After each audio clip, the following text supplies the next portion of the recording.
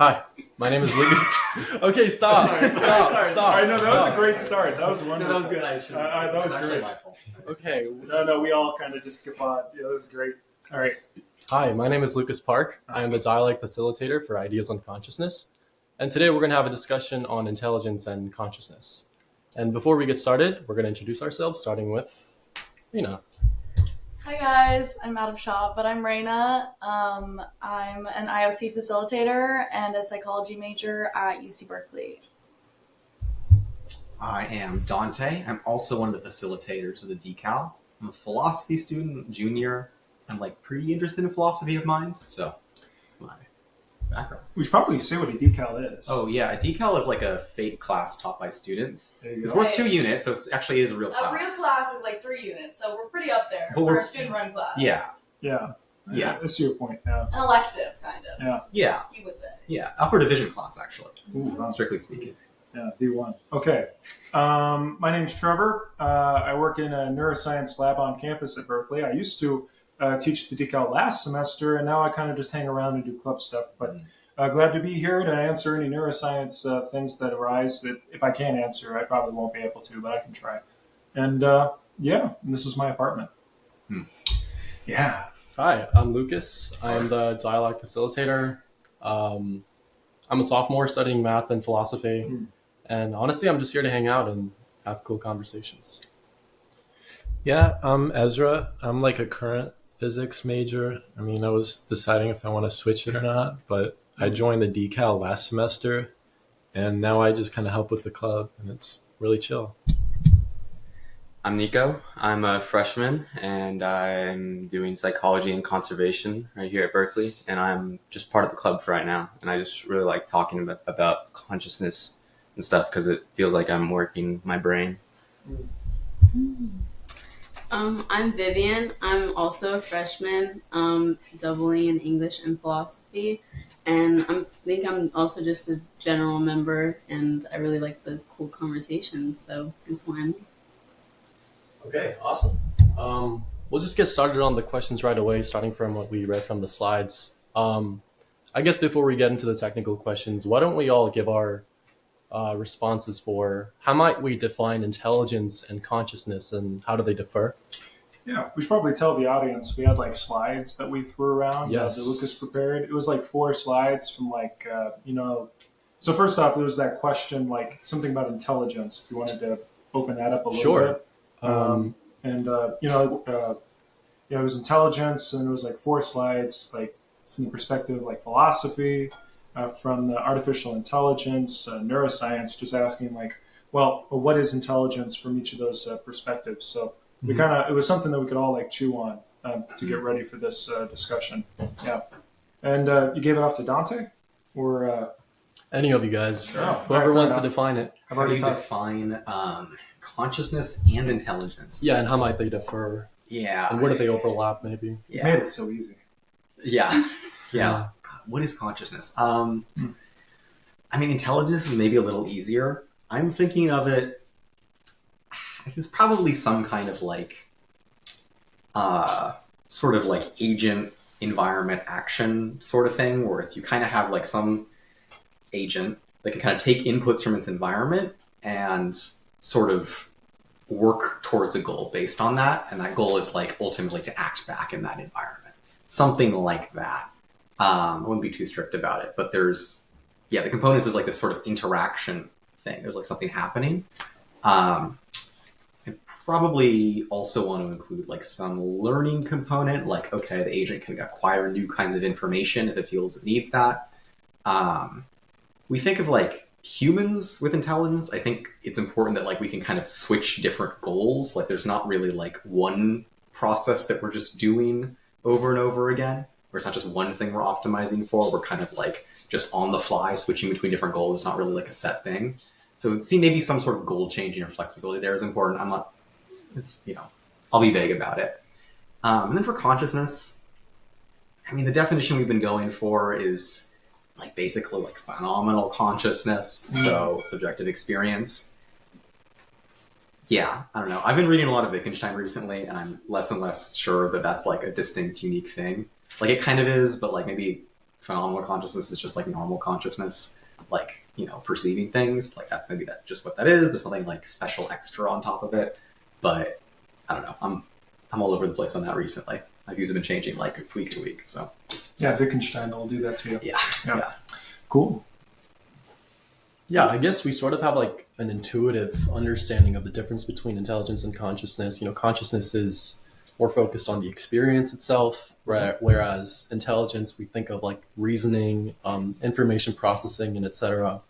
And there's a lot of questions that are related to like both of these domains. And you guys read some of the slides where like, you know, what actually is there something in consciousness that's like purely distinct from intelligence and vice versa?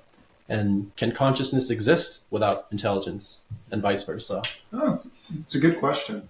So I think there's a kind of a fundamental thing we're tapping on here when we talk about intelligence.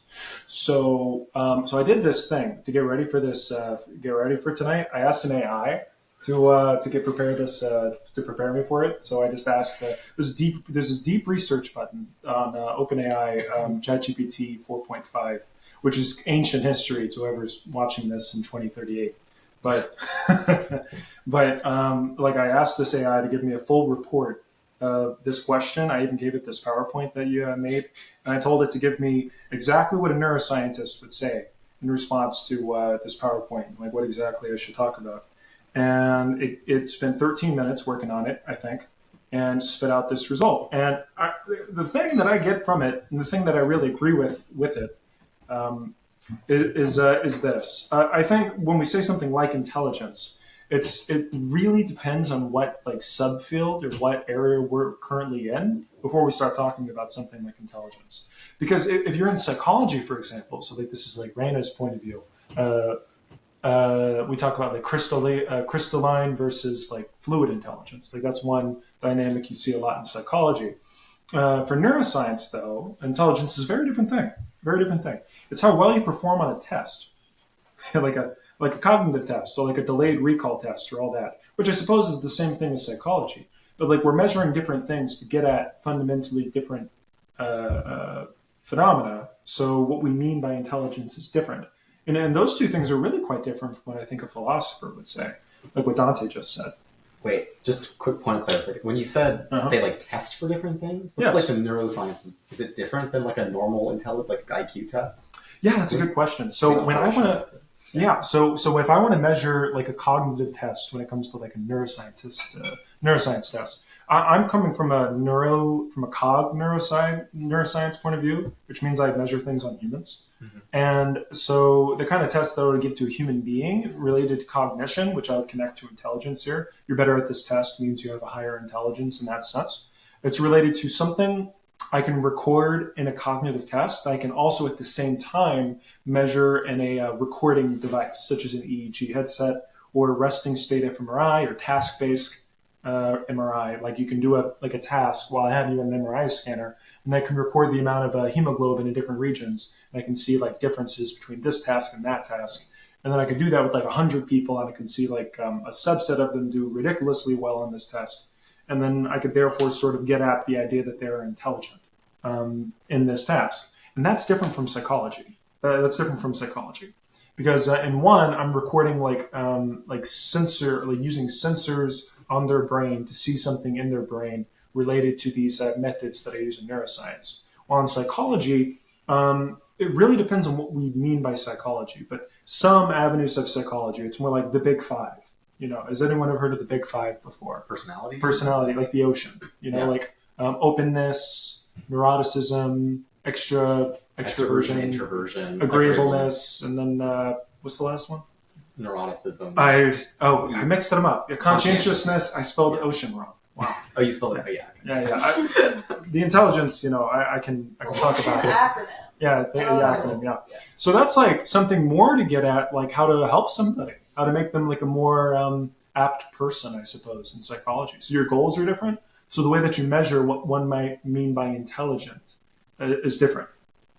Wait. So okay, are you in the neuroscience? Sorry, this is a kind of a digression. But when you're like doing this test on people, are you ultimately looking at like the score of the tests that they do, or are you looking at like, oh, their brain did this on the scanner? Same thing at the same. I'm looking at both. and I'm trying to connect particular forms of cognition to particular physiological things.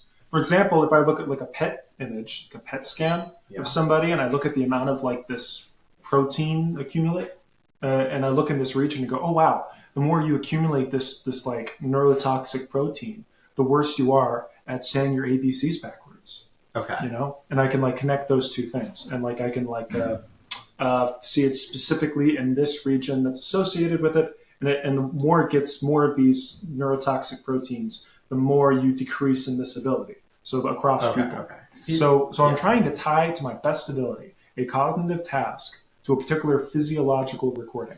And I think the goal there is different from psychology, where they're trying to help you.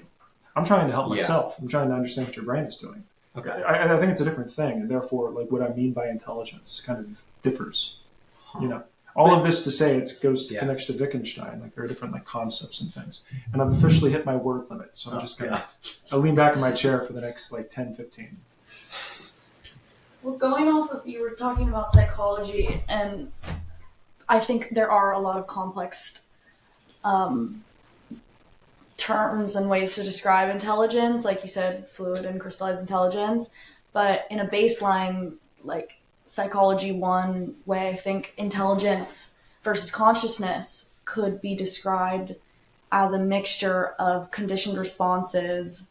I think that anyone can become, with a little give or take versus nature and nurture, but everyone can kind of become the same level of intelligence, but it's a mixture of conditioned responses to your own problem solving experiences throughout life and how much you've been exposed to amounts of knowledge. Whereas like Lucas, you said you started talking about intuition, and I feel like for me consciousness is a lot more intuitive, being like a mixture of qualia and subjective experience along with your own inventory of knowledge. But I think consciousness itself relates to the whole, and intelligence is more like mental processes. My own.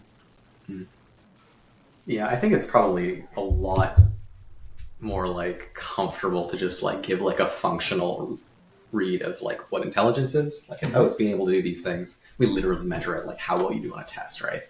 And that's kind of what we're measuring, right? It's like literally even if we had like a different set of like things we put on the IQ test, it'd still be like how good are you at a specific kind of task.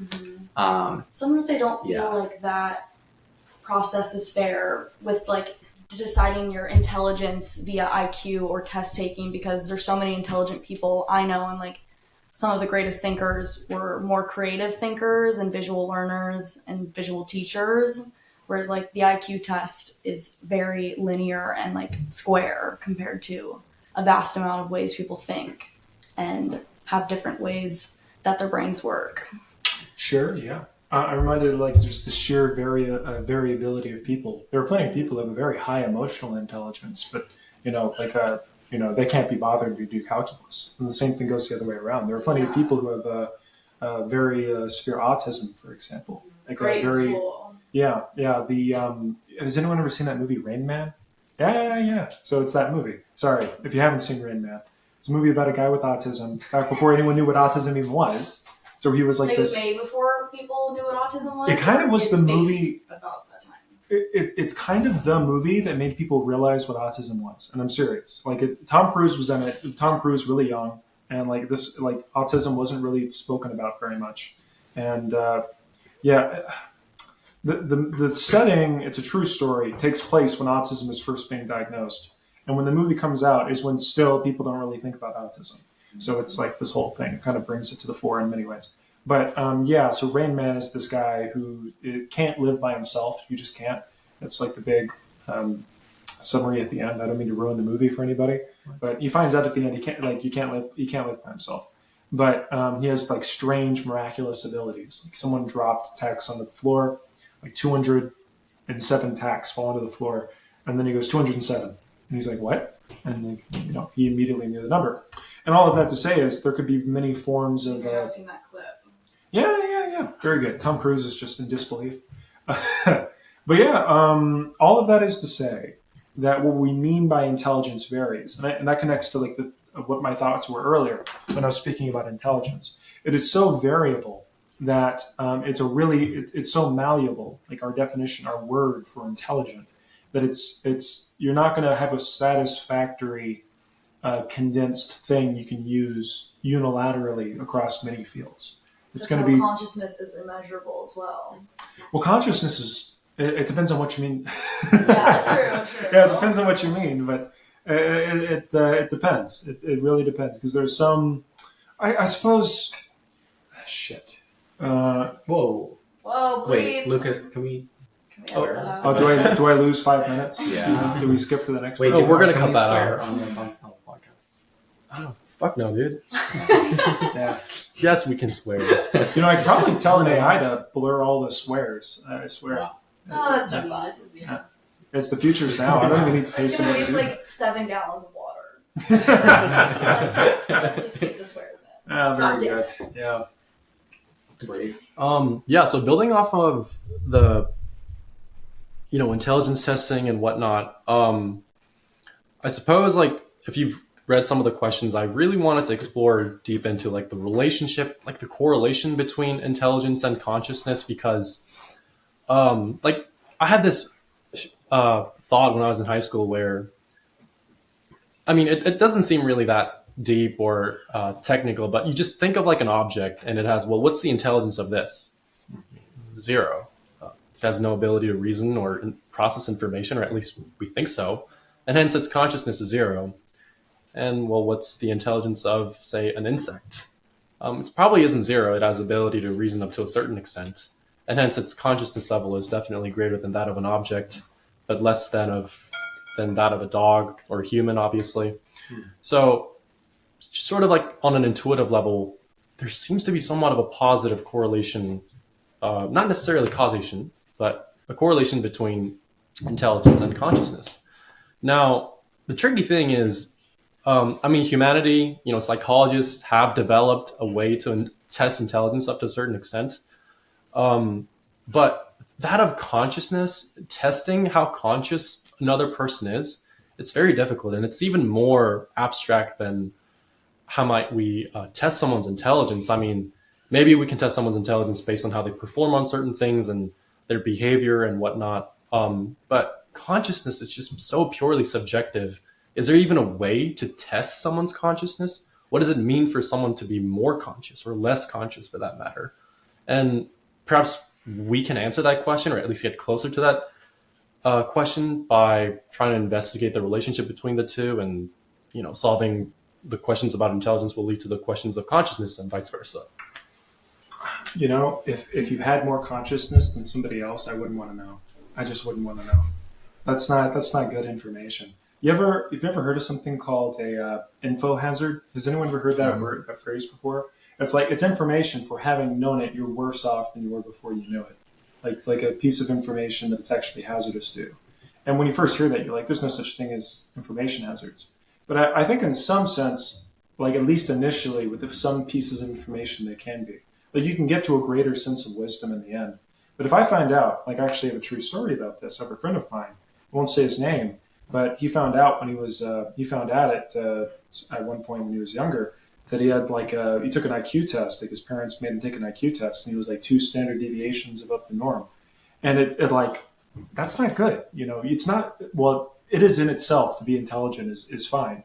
But like the knowledge that you have that result, like being told that you're 2 standard deviations above the norm, I think puts you in a predicament, puts you in a situation to be a worse person, to be in that state of mind where I am, whatever's happening right here, I am 2 standard deviations above it. That effect on the self is necessarily an info hazard. So this does not confront your question, can it be tested at all? I just wish that we wouldn't be. If we could, I wish we wouldn't. Okay, wait. Why?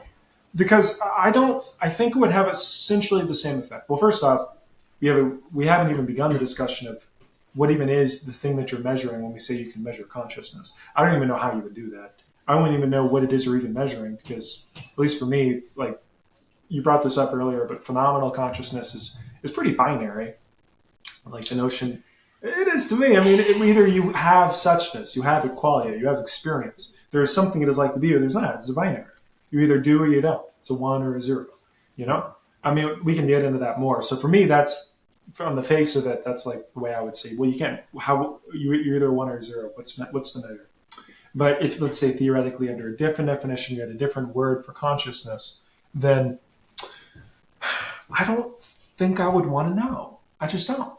Like, especially between human beings. Like, imagine if you found out. Imagine we find out that what is it? How many people are in this room? 7?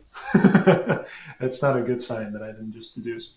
But imagine if, like, the 6 of us, except for Ezra, had a consciousness. Imagine if Ezra was a philosophical zombie. No. Know that. I was going the exact opposite direction.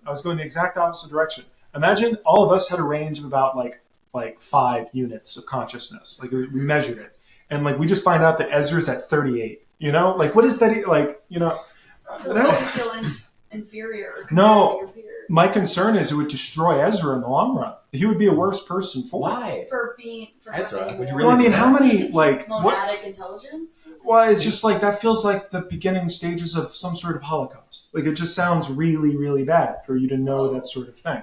Because, like, it's so easy to other people. Like, it's so easy to other people, you know? I can other you quite easily because you have red hair. You know, it's very easy for me to other you for that reason. You know? And for that reason, like... Oh, if it was like a physical attribute where you could see whether somebody was more conscious or not, I think that would be detrimental to society. I thought you meant if people were, but we couldn't see it. But I feel like if we saw it, intelligence. There's some graph, like the more intelligence goes up, the less empathy goes down, and like emotions like that. And I feel like society, seeing that people were more or less intelligent, could be beneficial for a bit, but then there would create such a hierarchy within that's that basically... system. Yeah, that's what I was trying to say. Like, that feels like the start of eugenics. It does, you know? Yeah. Because, like, literally, that's the plot of Star Trek II, Wrath of Khan. Sorry, I like that movie. But yeah, literally, the bad guy, he's like this. I won't get into it. Yeah. Yeah, I don't know. I tried exploring intelligence from the physicist perspective, which was interesting and hard because Do tell. physics fundamentally. Yeah, what is the physics perspective? I'm very Yeah. curious. But it's like physics fundamentally, it's kind of against, I feel like all the other approaches to consciousness treat humanity as kind of this independent agent from the environment, right? Or like any agent kind of has its own decision making and it simply makes those decisions. But that's like fundamentally against like the physicist philosophy of reductionism, right? Ultimately, at the end of the day, for a physicist, everything is just stuff and everything is explainable through some simple laws. And so there's been like a history of physicists trying to explain consciousness and intelligence through these forces, which is interesting. One of them was by Schrödinger. It was through thermodynamics. And it's a really weird take, but basically he said, well, this is what all physicists think, but basically like there was the universe, right? Everything started. And then as a physicist, you have to accept that there was this rock, the sun shined a concentrated amount. As a physicist, you gotta accept that this is wrong. Like- they make you. Like there was this concentrated amount of energy that shined on it for a long period of time, which we could call like reduced entropy, right? Because you have very concentrated energy, which is the opposite from, let's say, latent heat, right? And eventually, over time, this rock arranged itself in such a complex way that life formed. But what's interesting about life is if you look at humans or any living creature, right, it kind of defies the law of entropy, which is that everything tends towards disorder, right? Humans have this specific pattern that they keep throughout their life. And, you know, all living things try to create these complex structures instead of just randomness. But what's also noticed as a side effect of this is an increase in entropy around living things, right? So when we're eating food, we take these chemicals, we convert them into some thoughts, right? But we also export this latent heat, right? And so in a certain sense, there's still this conservation of entropy because on one hand, you're reducing it in one area, but on the other hand, you're expediting it, right?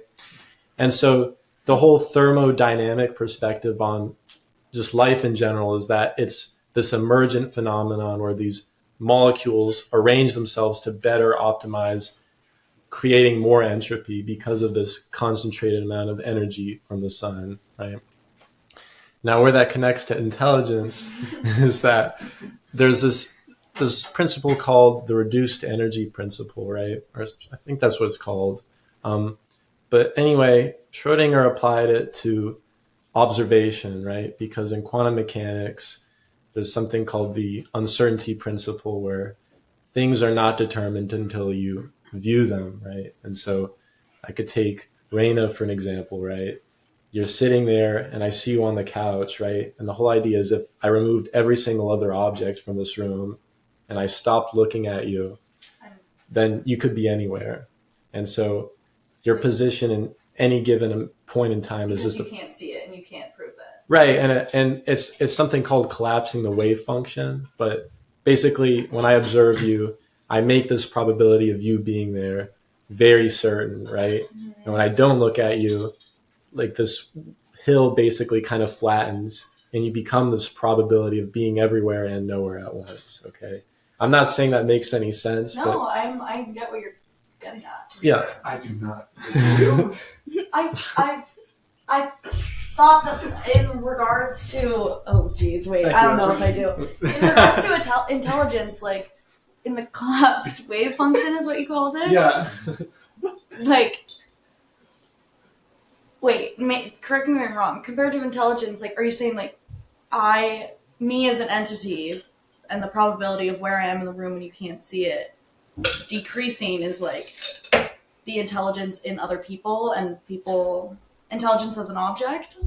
Yeah, well, I was just explaining, like, just in general, like, you don't know where anything is or what anything is at any given time. You just have, like, a probability of what it is, right? Yeah, so I feel like we have a probability of intelligence, but we can't ever see it straight on. So yeah, well, it's collapsed. Right, well, so what Schrodinger was saying was that living things, right, we have sight, we have hearing, we have touch, and ultimately all these things are just efforts to observe things, right?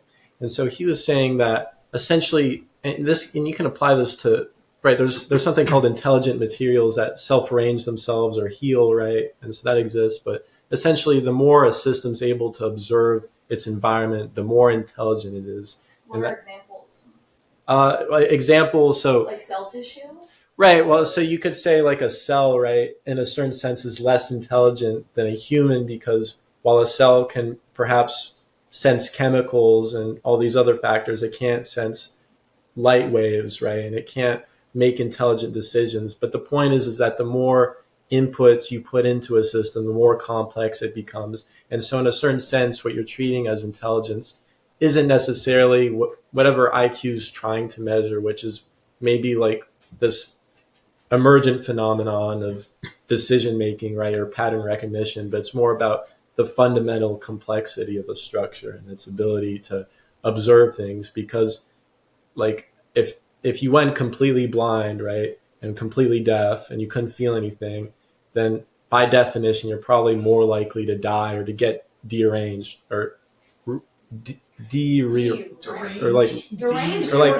rearranged into like a more entropic You state. know, you're reminding me so much of like system science with neuroscience. You ever heard of neural networks? Yes. Does anyone know what a neural network is between neurons? That's what your brain is. It's like a whole bunch of neural networks operating in synchrony. It's a very complex thing, isn't it?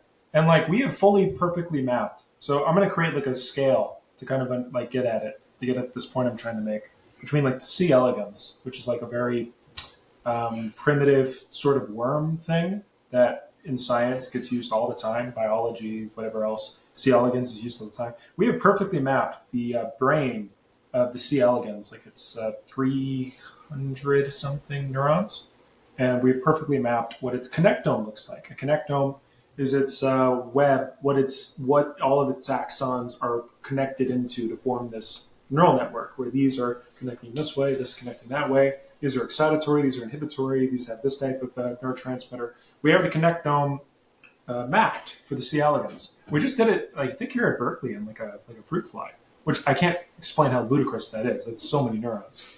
Mapped it. But so many more neurons, so many more connections in a fruit fly compared to a C. elegans. and an insane amount of neurons and an insane amount of connections in the connectome of a human being. Immense, immense. So if you want to measure intelligence through complexity, I mean, to me, in a neuroscience lab, I'm a little biased, but that to me is the way you would do it. You would you would recognize the fact that this neural network that makes up your sense of reality, like Ezra, for example, like it's able to do this huge amount of complexity while not going into extreme systems failure. And I can't stress this enough, that it is a miracle every day that your brain isn't going through rapid, vicious desynchronization and breaking apart at the seams. Like there is a very complex interweave of many, I'm not done saying many, things all happening at the same time in order to produce your phenomenal consciousness and also to make you live, the fact that you're alive. Like I can't explain how many different processes are all happening in synchrony in order for that to happen. So this is extreme complexity, and it's not just collapsing into itself like entropy. It's not just falling into its own heat. It's retaining itself, and it's cleaning itself. Your brain goes through a cleaning cycle every night, and it's doing so many things, and you're able to retain this high degree of complexity while not dying. At least not for a while. That's a different conversation, though. Trevor, you argue that consciousness, it seems as though it's binary to you, but I don't understand where that's coming from, because I think like whatever theory of consciousness that you may subscribe to, you can at least imagine that based on how you limit your input of information, you can certainly change the state of your consciousness. Or, I mean, would you argue that, like, if we were to develop a new sense that we don't know, or even furthermore, go further into some of the senses that we have, like maybe we can see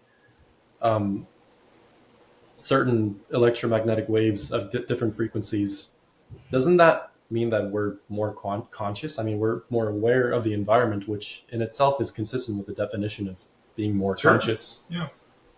Sure. Okay. So the first thing, when I say consciousness is binary, I'm kind of reaching on this one point of this definition this one definition for consciousness called phenomenal consciousness. Really straightforward. Someone who has phenomenal consciousness, and this is really an analogy for whoever might be listening to this. I think I've gone through this shtick with all of y'all at least twice, so I apologize. But a definition that I like to use is this analogy of like a rubber mannequin. Now I want you to imagine Dante. I always use Dante. So Dante right here, and then a mannequin of Dante to the left of Dante. I want you to imagine Dante is Dante, just normal Dante. And then I have a mannequin of Dante who has a sensor, this mannequin, on its eye. And it's made to detect sensation. Like if it gets touched, it knows. If the sensor is touched, it elicits a response. So if I were to go up and flick this mannequin on its sensor in the eye, I've programmed it to then go, ow, like angry, ow. I even copied Dante's voice in there, I suppose. And then I do the same thing to Dante. You get the same thing, ow, you elicit the same response. I have both this mannequin and this non-mannequin Dante. Now, there appears to be something different, though. Even though my experience of reality is in some ways the same, and in fact could be extremely the same depending on the quality of the mannequin, I guess.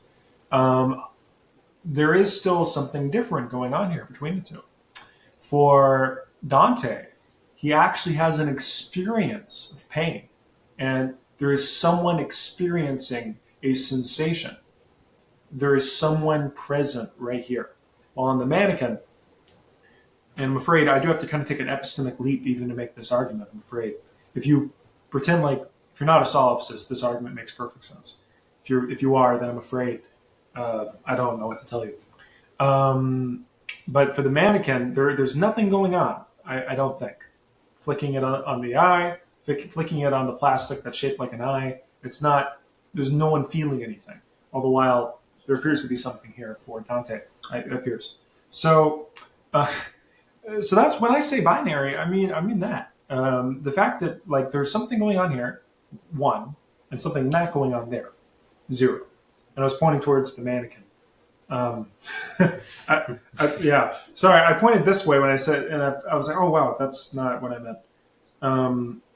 Yeah. I feel like that subjective experience you're talking about, like even feeling pain, isn't binary in any sense.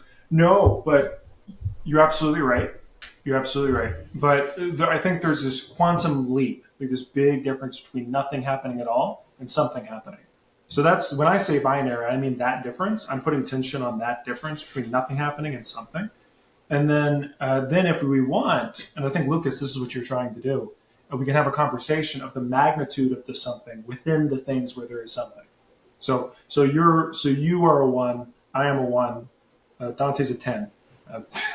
All the different, like, we're all a one. How many are you again? 38. I forget. Yeah. But we're all a one. When that's binary, we're all a one. And then once we've established that difference between the table, the chair, the Dante, the Trevor, the etc., then we can start having a conversation about counting consciousness, I suppose. But I'm not. Counting consciousness? Well, that's just my point. I'm not sure how to. That's interesting because that makes me think of monadic panpsychism. Oh, yeah. In that sense, monadic panpsychism is kind of the idea that everything has a sense of consciousness, but monadic panpsychism is kind of a measurable way, not in specific terminology, I guess, but like a cow might have 8 monads, whereas a human would have 16, and maybe an AI would have, in regards to intelligence, I think that AI would have probably like 32 or something. Maybe not consciousness, because in my own personal opinion, AI can't be conscious. It can be more intelligent, though. I think there's no way a human could ever be as intelligent as an AI. But it also kind of, the idea of like having more consciousness, or I don't know, like a higher sense, especially the idea of philosophical zombies being at the very bottom, it kind of brings in like East Asian religions, how they believe that you can ascend consciousness and get to this highest form of consciousness. And knowing that, and if on the basis that like you believe that somebody reaches nirvana and reaches enlightenment, like, do you feel inferior to them in your intelligence or in your consciousness? It's kind of interesting. What made me think of. I think we were talking about how we can, like, the consequences of knowing that you may be more conscious or less conscious. And we've sort of focused on like the negative consequences of that, whether it's like the societal impact or how you might perceive yourself or how others might perceive yourself. But I think in some way there are certainly good consequences to that, because you mentioned Rain Man, and this was also another thought that I had, where like I'm not an expert in psychology or anything related to that as of now, but I will say that whenever you observe like behaviors of people who are like high functioning, autistic, or something neurodivergent or something of that realm, it seems as though they're more sensitive to their environment. It seems as though they're more sensitive to vision, sound, taste, something of that sort. And that sort of reminded me, well, doesn't that kind of mean that they're more conscious in some sense? And again, I'm not saying that it is, but I just thought it was an interesting way to suspect that. But the reason why I'm getting at this point is because we might be able to live in a more cooperative and more considerable society once we start understanding that people have different types of consciousness and different levels of consciousness. If we do have people like, the character from The Rain Man, where someone is extremely sensitive to their environment and has a different, not different in terms of like it's completely different and has like a different type of consciousness, but certainly is a different up to a certain how much extent that you're talking about. And we can certainly live in a more beneficial society where we might be able to have a different program or adjust to those people with higher levels of consciousness who are more sensitive to certain levels of environment, and maybe the opposite as well, people who have lower level of consciousness who might need more help in terms of how we might adjust the environment so that they can perceive the world better So I think there are certainly positive consequences to how we might understand other people's level of consciousness as well. Yeah, I think. Sorry, I'll be quick. What you're saying about creating a more consciously equitable society for people with different needs.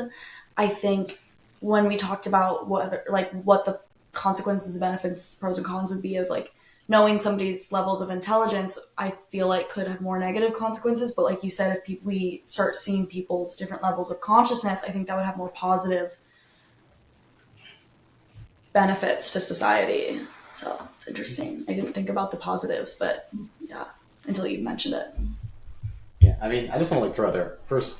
I think what you're saying is basically right, in that like about it being like an info hazard, right? Mm-hmm. And that, like probably if you put a number on literally anything and tell everybody about it for each person, humans are going to find a way to like make that a problem, right? Even for like literally randomly assigned numbers, I'm sure we'd have a problem with it, especially with something that sounds as like important as consciousness. You could like put a number there. So I think that's basically right. I would like to. I think Lucas, what you said is like a probably an important, I don't know, step where I feel like this conversation, the thing we need to conclude, which is like, what do we actually mean by more or less conscious? I think sensitivity is probably a good way of looking at it. If I think of like, I don't know, like if you think of like, oh, a time when I was like just totally zoned out, right? Like everything passed by in a blur. It was like 4 hours and I was driving and I barely remember anything, right? Like that seems like a less conscious state somehow than like, oh, you're like hanging out with your friend and everything is very vivid, you know? I think also like as a kid, I feel like I was way more conscious, you know, like just like way more stuff was happening in my experience than it is the now. opposite. Really? Huh. Like, I think that I wasn't a conscious, emotionally intelligent being that experiences qualia before I was like 13. really?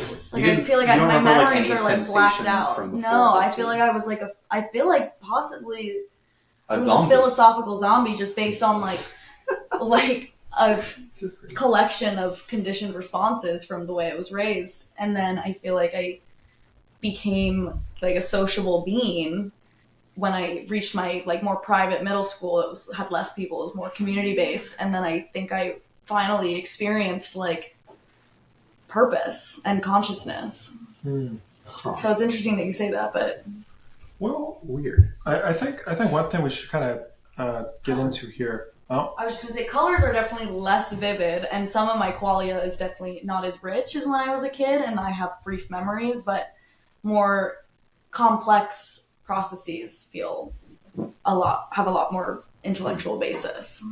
Yeah, I mean, I feel like I'm more like I'm smarter than I was as a child, obviously. But you don't feel like you are able to interpret and encode more complex like experiences than you were as a kid? Like, I think the sorts of like ideas I can grasp are more complex, but I think like if you think like of how much you learn as a kid, this is like literally the argument you were making against me 3 weeks ago. But if you think of like how much you like learn, you have to learn as like a baby or a kid, your like brain is really processing tons and tons of information in a way that like once you're an adult, you've basically learned developmental growth period. Yeah, once you've like basically kind of learned what the patterns are, you don't need to like process everything as much. I think this is like, I don't know, you're a neuroscientist. It becomes more routine, but it becomes more rich and purposeful if you are mindful with your experience rather than just living.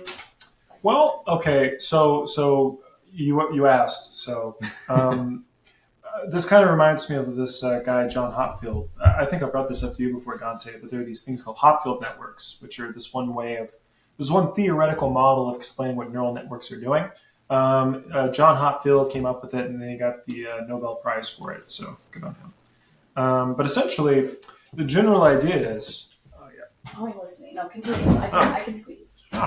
But the general idea is a Hopfield network operates to get to the lowest energy state, a bit like a ball at the very top of the hill. You know, like a ball will do what it will essentially roll to the bottom of the hill, and then now it's in a low state of excitation, and that's essentially what neural networks are trying to do with like huge amounts of information, or just information that enters. It tries to get it into a low energy state.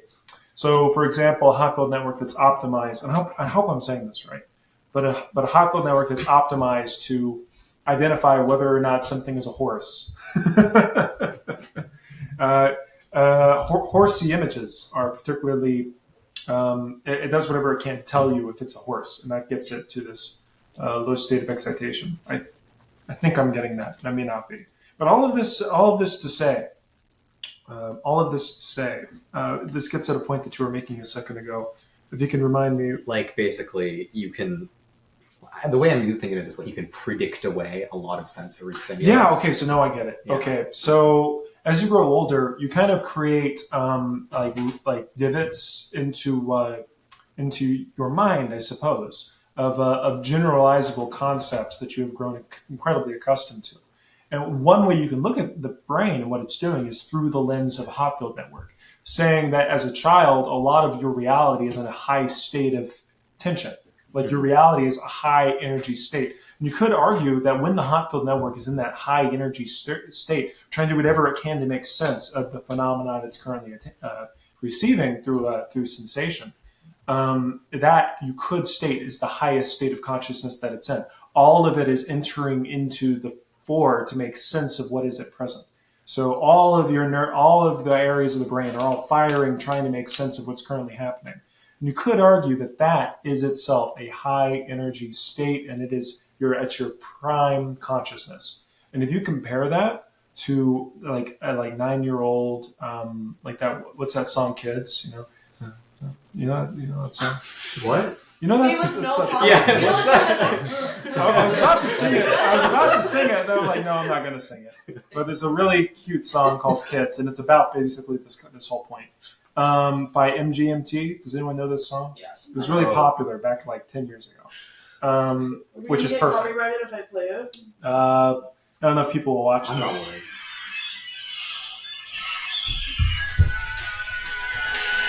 Yeah, that's how.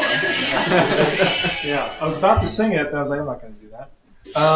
What I mean to say is, like, you could state that in this high energy state, which you would necessarily are for a huge section of your childhood, you are extremely conscious compared to your job from 9 to 5, doing the thing that you've been doing now for 5 years, this repetitive task that you're doing, and your walk to work. You can do really silly things to people whenever they're in a low energy state. Now, and I'm serious about that. I want you to imagine somebody walking to work, as they always have done for years, and then you just put a guy in a chicken suit somewhere around. He'll just walk right by him. That can happen. It's really interesting. If someone's in a low energy state, it's strange the way that they behave sometimes due to the fact that they're in a low energy state. They're walking down a very ingrained, it's as if, like, imagine a sandbox, like ingrained into the ground thing that they've been doing for years, decades, and bringing in new phenomenon to enter into that high energy state would enter them into a very different state of consciousness over the thing that they're doing all the time. I can't help but think of like the difference, and I'll end here. But the difference, for example, between the sensation of waiting at the airport to get to Hawaii and your trip to Hawaii. Like in the experience of being at the airport, it's a very low energy, boring sensation. After you wait long enough, you're just bored, and it feels like it goes on forever. And then when you're in Hawaii, it flies by. But the memory you retrieve from this trip to Hawaii, and also the phenomenon of experiencing it, is very high energy. And that's the information. Even though the time you spent at the airport, like when you were there, felt really long and boring, you retain memory, and the sensation of that memory from Hawaii is much more vivid. Even though if you look back, it feels like it flew by comparison. Like there's this interesting difference there. Also, I'm kind of bringing in another axis of looking at it just then. But I do think energy states is one way you can look at it. That kind of connects to what Dante just said. That's how I'm thinking about like vividness of consciousness, or like more consciousness. I don't know if you can like maybe intelligence is a bit more stable, where you could like, oh, this is your IQ score, and that's like tells you something about a person. Mm-hmm. I don't know that if you could put a number on like average energy state of your brain. I mean, like the variance is probably so high. I mean, like, you probably could. I mean, like, I can't say it'll be good. Yeah. I can't say it'll be a very good measurement, but you could start. I want to hear from you guys. Yeah, please. I've been talking. Yeah, I've been talking. Fresh want to say something. That actually reminds me of an essay I had to write like 2 weeks ago about. I had to argue how, like, I had to take a stance, and the other guy had the other option, which was that humans were more conscious than cats, and so I had to say cats were more conscious than humans. So They really set you up. yeah, it was interesting, but I kind of started convincing myself because we were talking about how I started just blabbing on about how since they're more like aware of their surroundings, like through like more heightened senses and stuff. I think they have better senses. They have night vision, Exactly. and their purring is something that we can never understand. Exactly. So I was saying how like they even pick up on like more body language than like humans are used to taking up. And like I kind of equated it to what you were talking about, Dante, about like babies being or like children being more conscious as they're more like aware of their surroundings. But since like adults become almost less conscious because they're more conscious of what's on the inside. So I had to take kind of like there's two types of different consciousness, and that there's like the consciousness of the self and then consciousness of at the outside. So I argued that cats were more conscious of the outside world. And I even talked about how it was a little bit of like an evolutionary factor because they have to like, they're still like in their like fight or flight half the time. At least my cats, I feel like they get triggered by about everything. And like my one cat in particular, Rocky, he's a little anxious cat, but so he like jumps around everywhere. And if we're talking about like the heightened energy consciousness that you guys were just talking about, then he's definitely in that more, I feel like. So yeah. Yeah, honestly, in terms of like thinking of animals' consciousness, I really wanted to talk about that, and I feel like it was really interesting when Trevor said that he would much rather prefer not knowing like humans' consciousness and it being displayed on ourselves as opposed to like animals, and it's quite interesting because I feel like that's what makes consciousness so subjective because there are like very literal like sayings. I'm thinking like in philosophy. But just like you cannot deny someone's existence or their consciousness, and there are sayings that like verify that.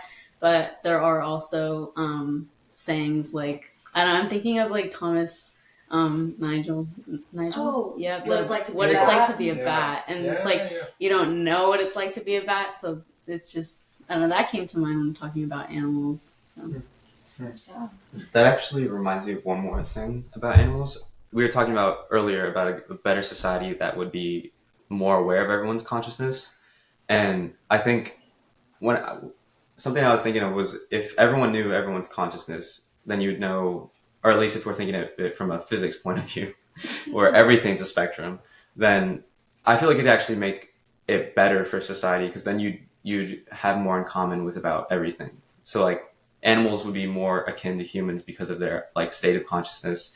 And then like even on like a rock or something like that. So I think it would actually make more of a conscientious humanity in that we'd be more open to sharing rights with other animals and stuff.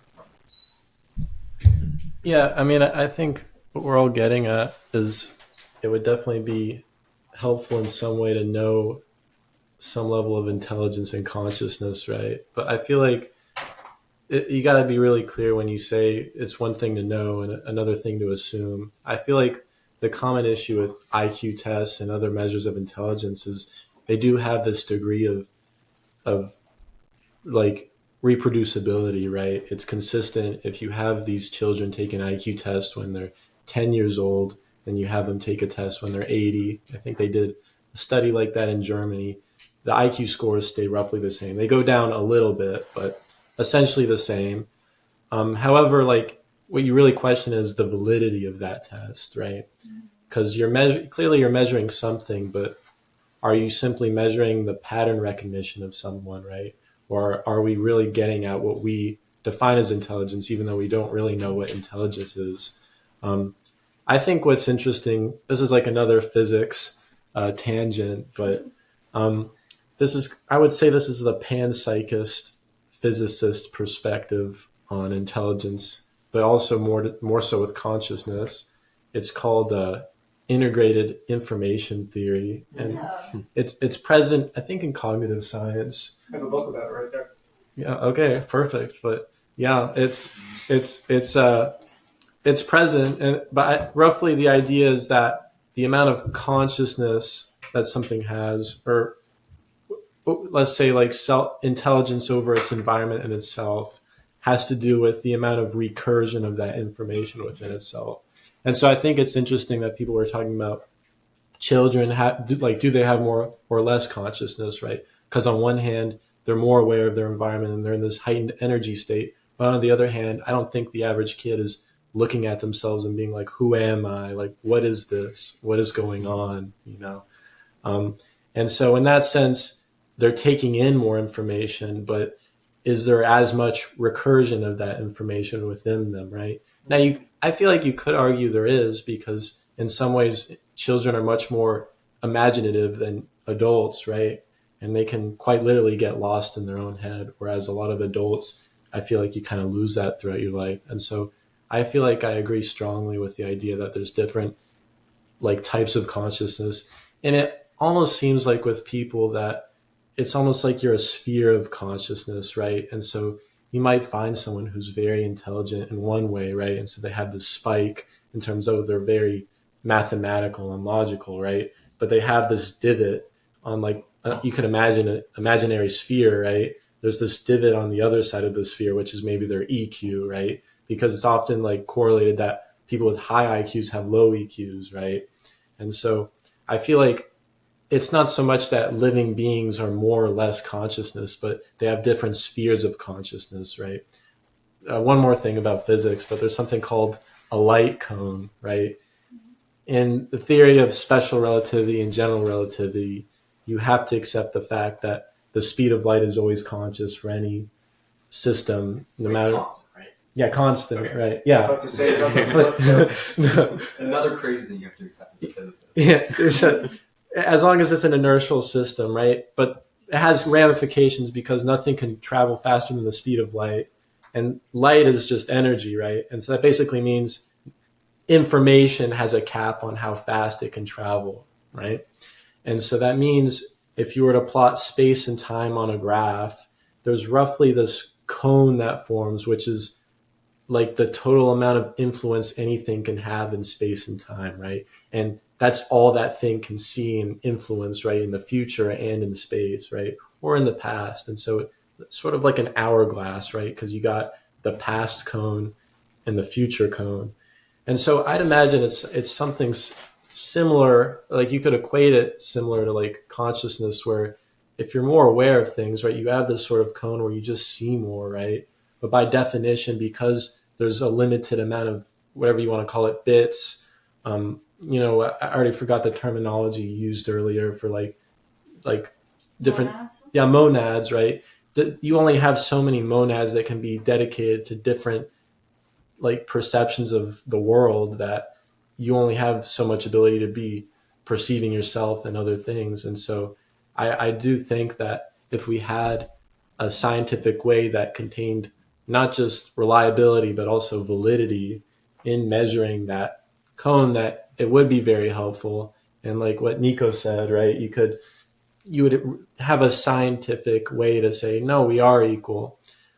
But it's also I think it might be controversial, because I think the only thing with panpsychism and integrated information theory is it suggests that other things like AI can also be conscious, because it also is a complex thing and it also can have recursion. There's this, about a month ago, Google dropped a new AI. It was something 2.5. Gemini? Yeah, Gemini 2.5. And it outperforms everything else by like 10%, which doesn't sound like a lot, but there's been small, right? It's been very small increments for the past year and a half. And all of a sudden they came out with this new AI. And the main thing that they implemented was its ability to think. And so before it actually gives you a response, it thinks to itself, it thinks what it should do, and it plans out in its head. I think OpenAI, I forgot where I heard it, but they term it as Q star, which is basically like the ability for any agent to sort of imagine itself doing something and sort of plan ahead before doing it. And so it thinks before it outputs a response, and that's improved the responses so much. And so like I used it today, right? I went, my last math lecture today was on imaginary numbers, blah, blah, blah, you know, fractals. So it's like, oh, okay, that's cool. Like I want to code like a program where I can like make a slider and then turn this into a GIF where you see the like Mandelbrot set increase into like, it was interesting. And just using this AI, right? I have no consciousness. I mean, I have limited consciousness of coding, right? I would never be able to do this by myself, but simply through quite literally talking to this AI, right? I was able to have this sort of discussion, but you can actually see the way it thinks, and you can see it is reasoning and it is self-aware, and it's saying, and I think the most interesting thing to me was that on its last, whatever you want to call it, section of thinking, it has something called like correction, right? And it looks back through its own thoughts and it says, oh wait, that wasn't a good idea, or it double checks itself and it changes its mind, right? Which I feel like humans can do, right? I feel like everyone gets this feeling where you look back in the past and you're like, you just have a random memory of something terrible you did a while ago, or like really cringy. You're like, oh, that's terrible. Yeah, I get you the shivers. But that recursive thinking, I think is a really interesting point. yeah. I can't help it. Like I've been thinking about what Dante was saying about childhood for kind of a few minutes now. So there's this one thing I was thinking about when you said that really reminded me of these two types of networks, these two really important networks that are active in the brain, and not most people, and all people I'm aware of. So there are these two systems that activate during two particular times. There are more than just these two, but they're really useful to think of in neuroscience. One is called the default mode network, which I could describe what parts are active in the brain whenever your default mode network is active, but I don't know if it'll be too helpful. It's your precuneus and your orbital frontal region. I don't know if that's helpful. It's not to me. What What does it do? Well, it's activated during self-referencing. So whenever you're alone in a room and you just sit there and wait, whenever you're thinking back, whenever you're retrieving memory, that sort of thing, whenever you're kind of just sitting there, like if you're just sitting there, you're not attending to any particular object or any particular anything salient in front of you. You're not up to something. Whenever you're like in the self, let's say, whenever you're referencing like who you are as a person, or referencing memory for the sake of referencing memory, your default mode network activates. It's Dante, would you mind moving your head that way? More like this way, like this. Yeah. Okay, so it's a bit like if I were to go directly down the center. Helpful. Yeah, to everybody else, directly down. Absolutely no idea what we're talking about. Down the center, and then like where these two fingers meet, there's a region called the precuneus that activates there, and then again over here. Yeah. So just this, it's kind of a blob, but there are like 3 or 4 different primary regions that activate during the default mode network. And the reason why I bring this up is, first I'm going to reference one other network, the frontoparietal. It might just be the salience network, but basically there's another network that activates. I could get into that takes in more frontal regions, like so you're like more complex thinking, that sort of thing. That activates whenever you're attending to things. So whenever you're up to some sort of activity, like taking out some sort of series of tasks, and they don't. Basically, one way that you can measure intelligence. And I had a whole conversation with a robot about this, just out of curiosity, where one way to measure intelligence, or one thing that the neuroscientists found that we're recording like functional connectivity of these networks, is that people who perform really well in general intelligence testing, generally speaking, are able to switch between these two types of networks very rapidly, and are able to move from one to the other in a very quick sense, and be able to synchronize one into the next very quickly. Ones where there's sort of a delay, you see an equivalent decrease in their ability to like answer scores and things. Now, why is this interesting? Well, I can't help but think back to this whole point about salience and like, being here and in the moment. I can't help but think of that salience or that frontoparietal network when you're ever up to objectives versus something that's perhaps more intense as you grow older, like your default mode network, like your sense of self and your self-referencing. You can reference so much more when you grow older. You have so much more information to reference. And I can't help but wonder if we're talking about many different things here when we start getting into this whole discussion. Because like the salience is really active as a child, but you have so much potential for something so much more intelligent as you grow older to be able to get into that, but also go back to your own self-reference. When we talk about like Ezra, you were mentioning something that I think connects to this a little bit. I forget what. Integrated information Yeah. Essentially, this is integration. This is integration of information back to a self-reference point and back over. Retrieval. It's almost like a fractal or like a referencing self-referential system. Being able to go back and see it, like retrieve information in the sensory world and engage with the world, and then go back into your own self-referential system, and then deduce exactly what you are and your space in the universe is in relationship to this thing, and then re-engage with it. Be able to do that efficiently. Whatever reason, it appears that people that do very well across tests generally, that people get tested on for this, are able to synchronize and move between those two very effectively. And that's like one way that could be said to be intelligence. I felt like it kind of harmonized what both of you were thinking in a weird way. Yeah.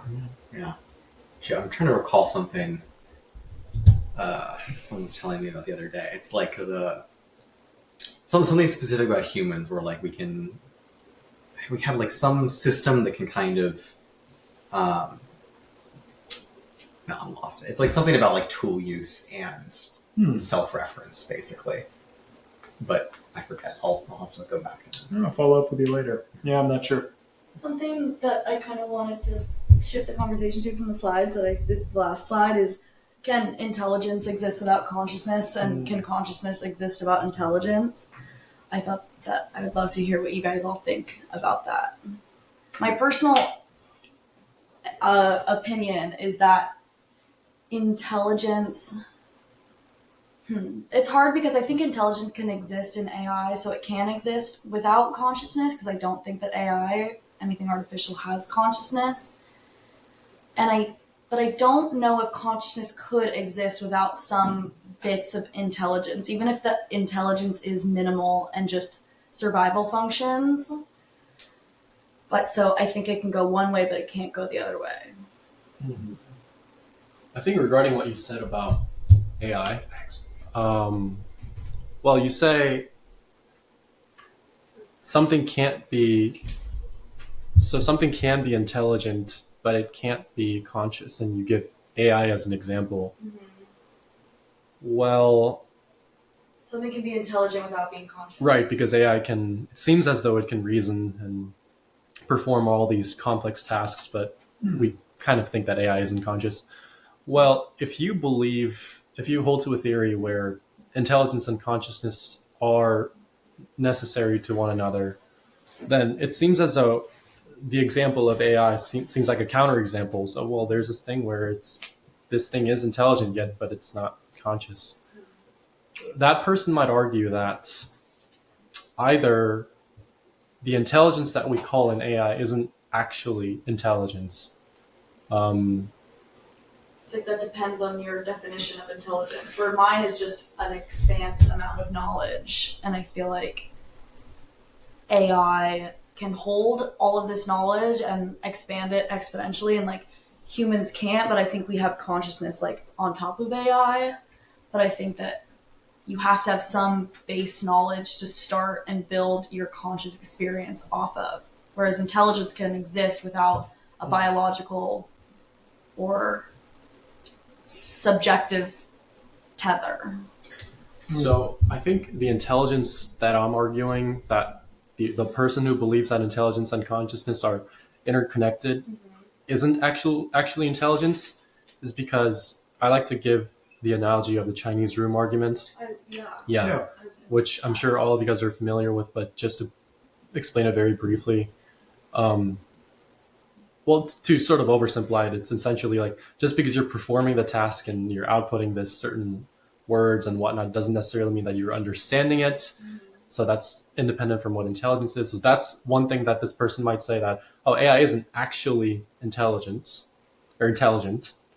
or AI is already conscious, because that is indeed real intelligence. And because of that, AI is conscious up to a certain extent and we just can't detect it. So I can sort of think of it into those two ways. I don't necessarily think they're mutually exclusive. I want to hear what you guys have to say. Perhaps maybe AI is already conscious up to a certain extent because they're intelligent, or that AI doesn't actually hold real intelligence. They're just the Chinese room. You know, I don't know if this is important, but you ever notice that AI can operate a bit like an abacus, and that it kind of it insists upon engagement in order for it to actually have any sort of Sorry, I forgot phenomenon? what? It's a bit like an abacus. You know, like you engage with an abacus to calculate What something. is an abacus? Yeah, no, it's a thing. Abacus. Abacus. Am I saying it wrong? Abacus? Abacus? Oh, like the Yeah. slidey guy? Yeah, the slidey thing. Oh. Yeah. It's like an old Okay. calculator. You look it up. I'm not surprised. No, everybody Not yet, doesn't. but just- years It's has abacus. Yeah, you see like an old like Greeks using it to calculate. It's like an old calculator. But the reason why I bring that up is I think AI operates right now, at least in this time and age, as an abacus. No. Is that a turtle? It's a fossil. Well, I'm talking about like it's like a. Over here. It's hard to explain, but basically it's a thing where you move little beads around, and it helps you like you move this over. That means at the 10, you count them up, and then you can use it to calculate. Oh, yes. Abacus. I don't know what's up, but I know what you're talking about. So Okay, it's an abacus, right? am I saying it It's wrong? abacus. Still? Abacus. Abacus? It's ABACUS. Oh, abacus. Thank you. Yeah. So I brought it up. I'm saying it wrong. It's abacus.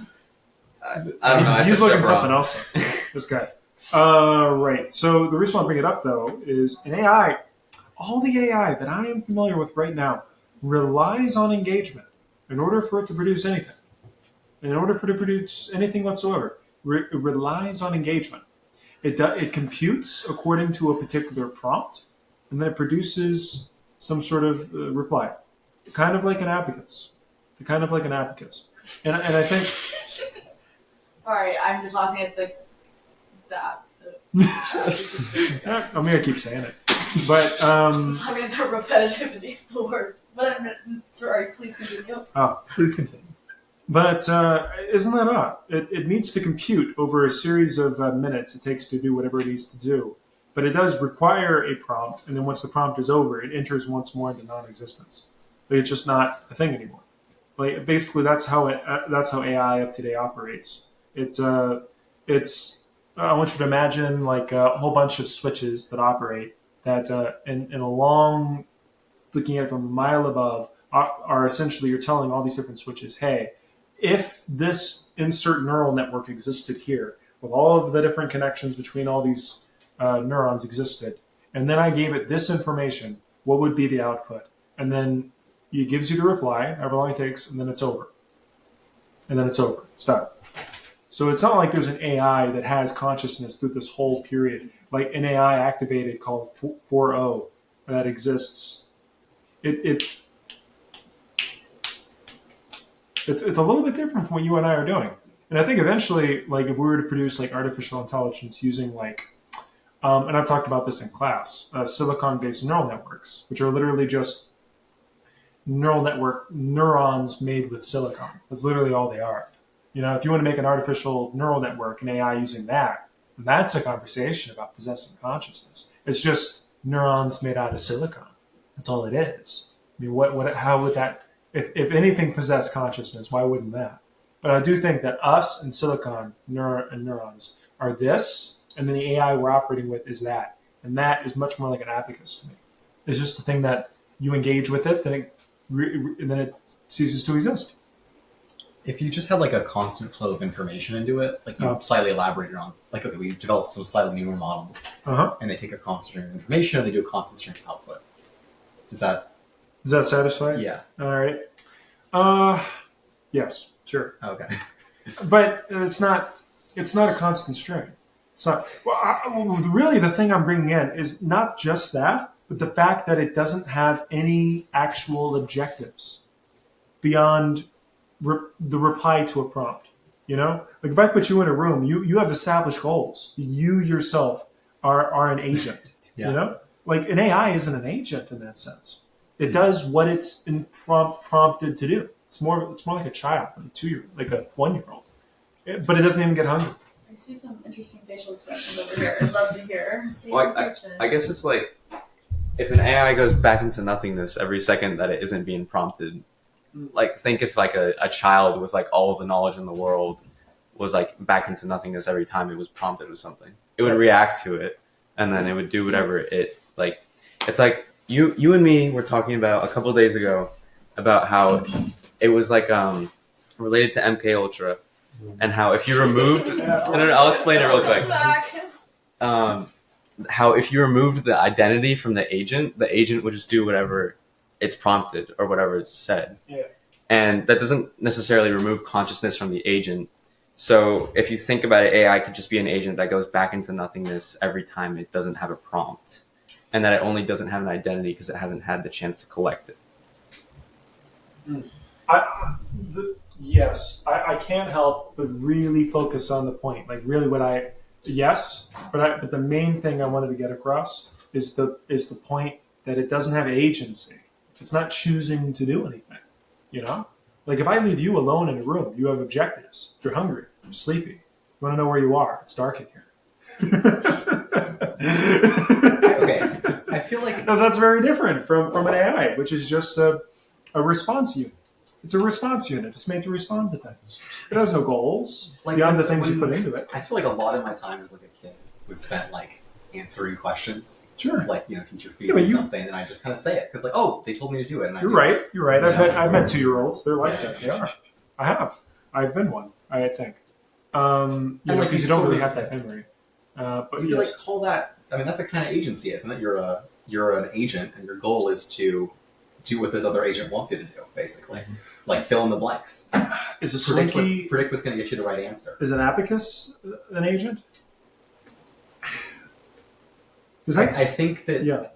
I think the relevant difference between.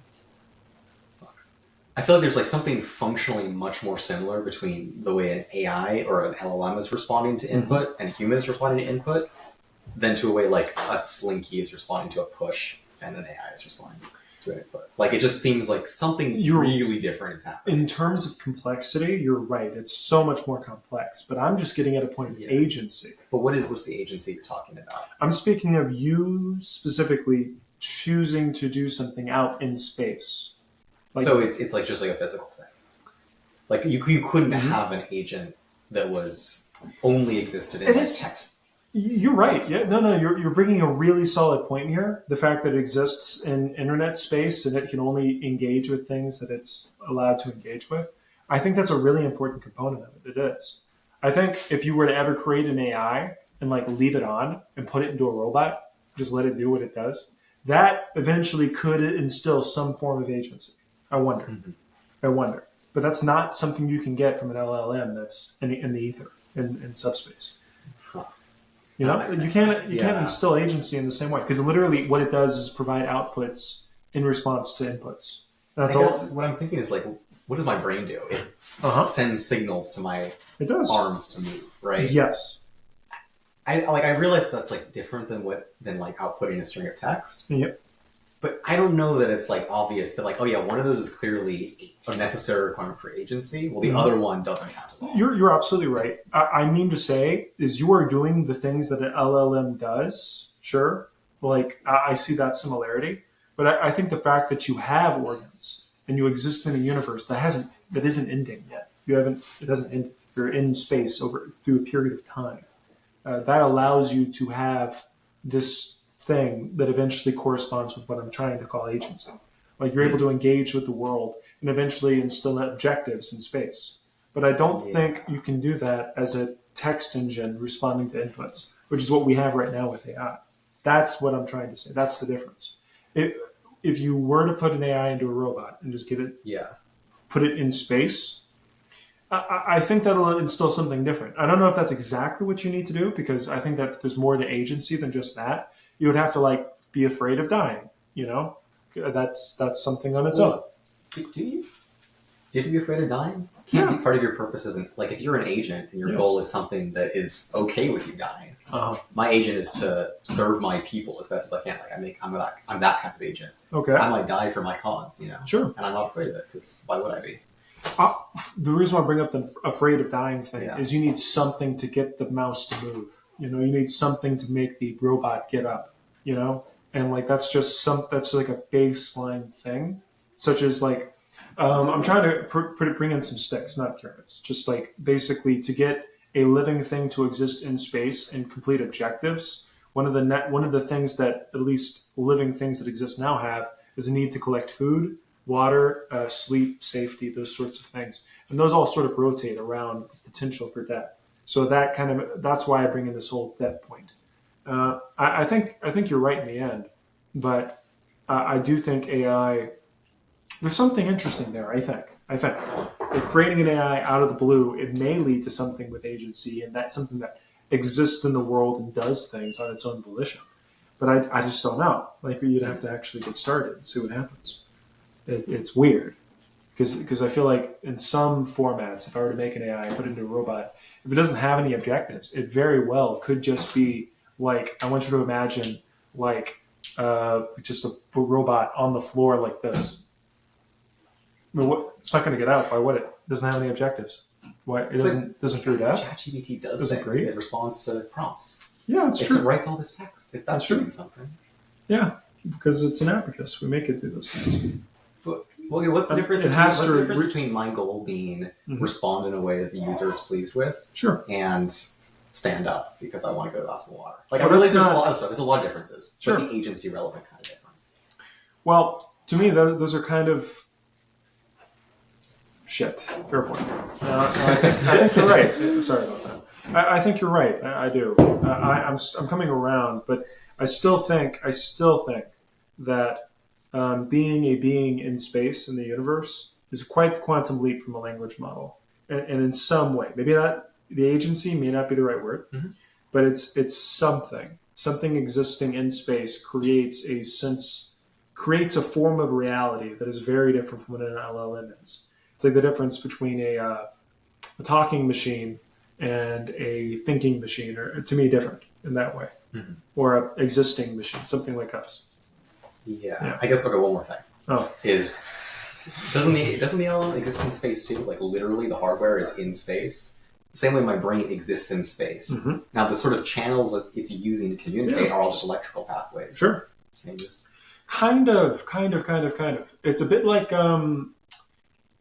so the way that an AI works, like an artificial intelligence, like an LLM, inside of a hard computer. I guess you'd say like the neurons it's simulating are. It's not a neuron. There are no neurons. The switches operate. Like, I've played with the code, like MATLAB code of something. Also, we're winding to a close.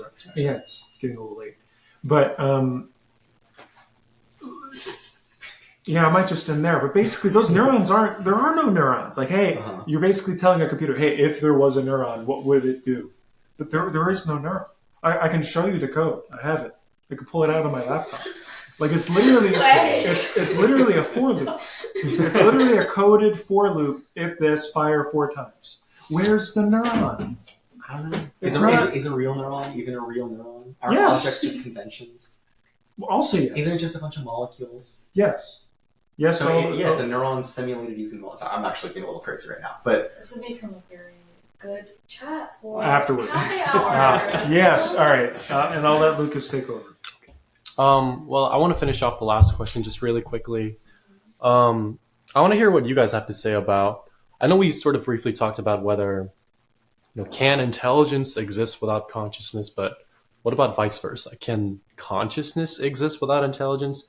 And before we answer this question, why don't we actually think about it? Like, can something be conscious without having zero ability to reason or process information?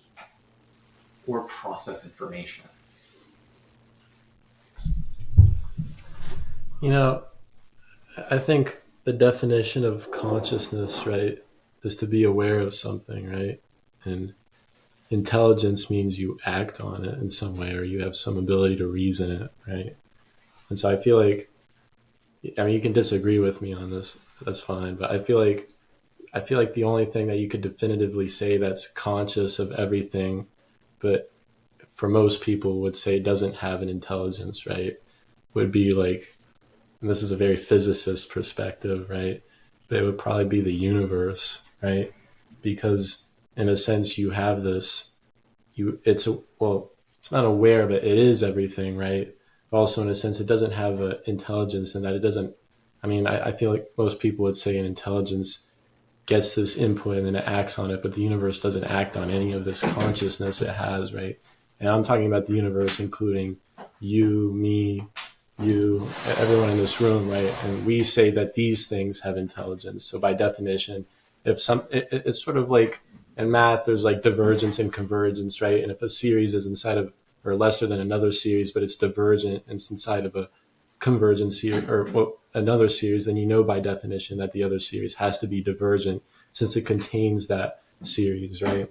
And so I believe it's like probably the same thing with like consciousness, right? If you have a system that contains different levels of consciousness and it has even just one speck of consciousness, then you have to say by definition the whole system has some consciousness, right? But then on the other hand, does it have intelligence? Well, I'm not sure, because it's not like the universe is making intelligent decisions to do things. From maybe a more religious perspective, you could say, oh, well, it's perfectly tuned so that we have these physical laws so that anything exists, right? So like the energy level of like a carbon atom is at 238 or something. I don't remember the exact number, but so just enough so that these stars can form carbon atoms, which through nuclear fission form more atoms and then create us and everything else. And so in some sense, there's these perfectly tuned parameters, but that's a more religious perspective. But I feel like just off the bat, if you want to go from like purely logic, then I would say something like just a system that holds consciousness must be conscious, but not necessarily intelligent, since it doesn't act on that consciousness. But in a weird way, it's still aware.